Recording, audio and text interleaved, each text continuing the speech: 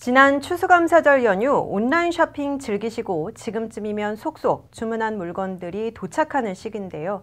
올 연말 쇼핑 시즌 배달되는 우편물 수는 LA를 포함해서 전국에 수백억 개에 달할 것으로 예상됩니다. 이를 노린 절도범들까지 덩달아 기승을 부리고 있습니다. 연말 소포도난 방지법 이황 기자가 정리했습니다. 연방우정국에 따르면 올해 연말 LA를 비롯한 전국 각지에 배송되는 우편물은 150억 개로 추산됐습니다.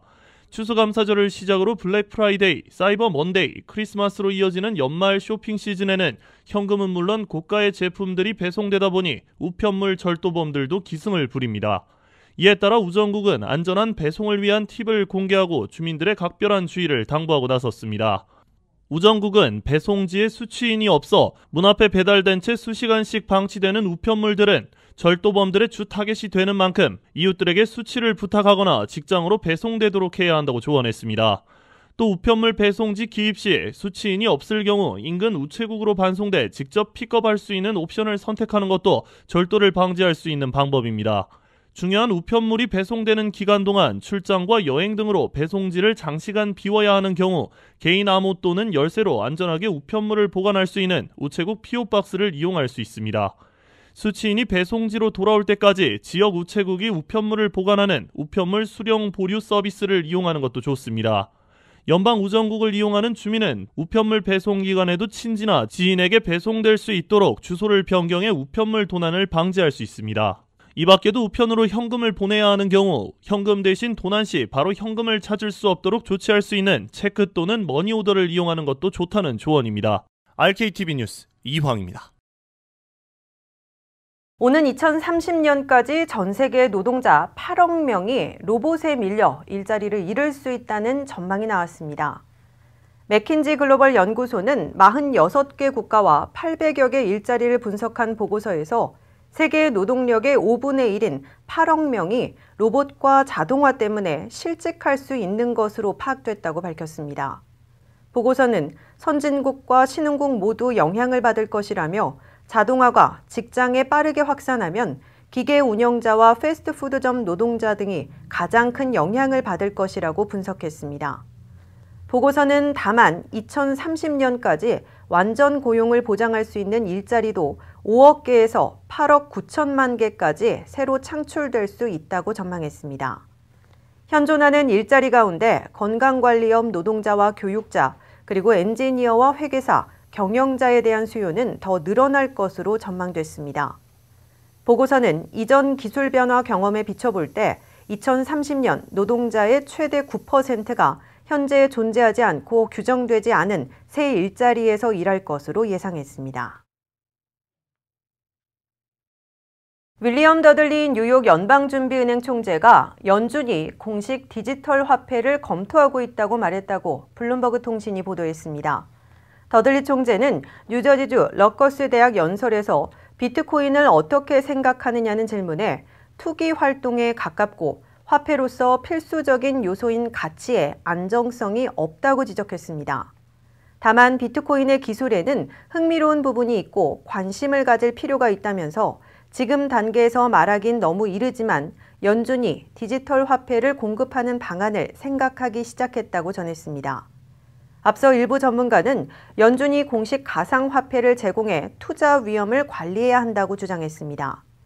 어제 $10,000를 돌파한 비트코인은 오늘 장중 한때 $11,370를 웃도는 등 급등세를 이어갔습니다.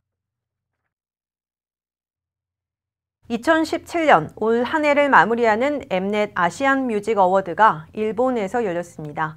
이 밖에 자세한 소식 조민정 기자가 전합니다. 일본 요코하마 현지 시간 29일 엠넷 아시안 뮤직 어워드 마마 시상식이 열렸습니다.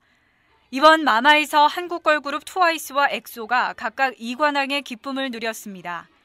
이외에도 남자 그룹 세븐틴, 블락비 등이 이번 시상식에 참여했습니다.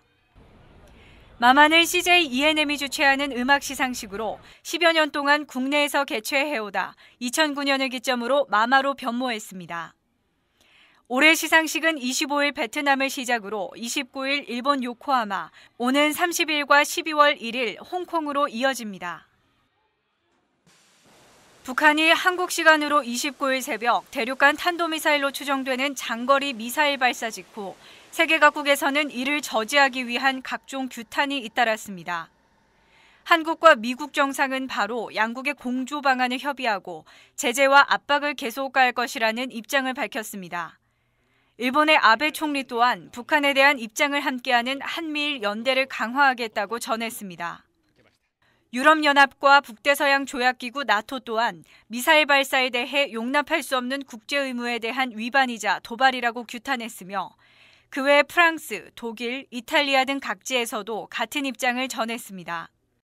같은 시각 국제해사기구는 런던에서 열린 총회에서 북한의 미사일 발사를 규탄하고 탄도미사일 발사를 중단해야 할 의무를 강조하는 내용을 담은 이사회 결정문을 승인했습니다.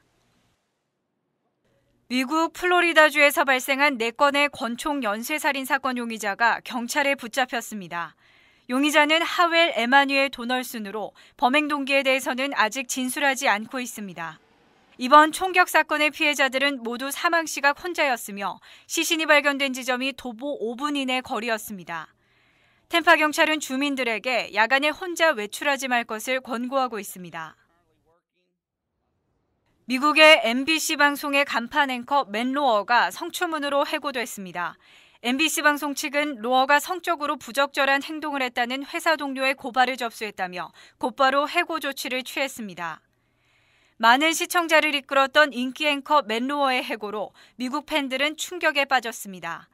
앞서 CBS 방송의 아침 뉴스 프로그램 찰리 로즈도 성추문으로 해고돼 시청자들의 충격은 더욱 큽니다.